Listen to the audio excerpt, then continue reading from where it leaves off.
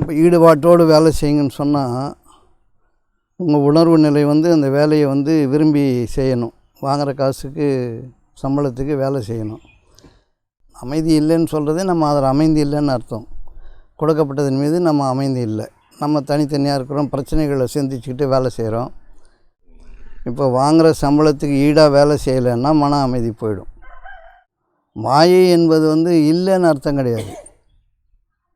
அது இருக்கும், நம்முடைய கருத்துக்கள் மட்டும்தான் மாயை. வர்றது வரட்டும், போகிறது போட்டுன்னும் போது ஒன்றும் துன்பம் இல்லை. அந்த மாயையிலேருந்து எப்படி விடுபடுறது அப்படின்னா அதனுடைய இயல்பில் அதை அனுமதிக்கிறது தான். ஆனால் எல்லோரும் நமக்கு குளிர்ச்சியாக நடக்கணும்னு விரும்புகிறது. இது மாயை. இது உங்கள் இஷ்டத்துக்கு நடக்காது. என்ன பண்ணிகிட்ருக்கிறேன்னா பார்த்தா தெரியலையாங்கிறது. இந்த பதில் சொல்கிற விதம் தான் வந்து குழப்பத்தை ஏற்படுத்தி. ஏன்னா உங்களுக்கு நிறைய எரிச்சல் இருக்குது, கோபம் இருக்குது. யாரையும் ஒத்துக்க முடியாது, யாரையும் பிடிக்க மாட்டேங்குது. வீட்டில் ஒரு 4 பேர் தான் இருந்தால் 4 பேர் 4 திசையில் இருக்கிறோம். தமிழ் தான் பேசுகிறோன்னா தமிழே புரியாது. என்ன சொல்கிற நீ அப்படின்னு கேட்பான்.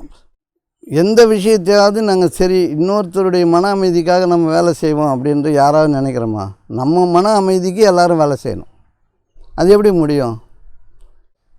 சரியான வார்த்தை பிரயோகம் பண்ணணும், சரியாக பேசணும். வாயை தப்பாக திறந்தீங்கன்னா வாழ்க்கை தப்பாகிடும். புரியுதா? அப்போ வாழ்க்கை எங்கே இருக்குது? இந்த மன அடக்கம் பயிலணும்.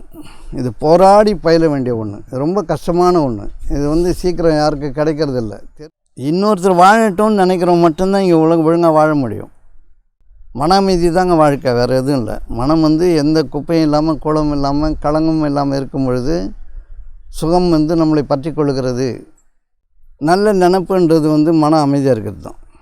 தேவையை நினைக்கிறத விட்டுட்டு தேவையில்லாததில் என் மனம் போகணும். நம்ம வாழ்க்கை எப்படி இருக்குது, நம்ம குழந்தைக்கு இப்படி இருக்குது, நம்ம சாப்பாடு இப்படி வேணும், இப்படி துணிமணிகள் வேணும், நம்ம என்ன பண்ணுறோம், நம்ம எப்படி வாழ்க்கை உயர்த்தணும், இது யாராவது நினைக்கிறோமா? எல்லாத்தையும் குறை பார்த்தா எப்படிங்க நிம்மதி வரும்? அதனுடைய இயல்பில் அனுமதிக்கணும்ல. அனுமதினா வேணாமா? அறிவு இருக்கிறவன் வாழ்க்கையை சிந்திப்பான், அறிவு இல்லாதவன் உலகத்தை சிந்திக்கிறான்.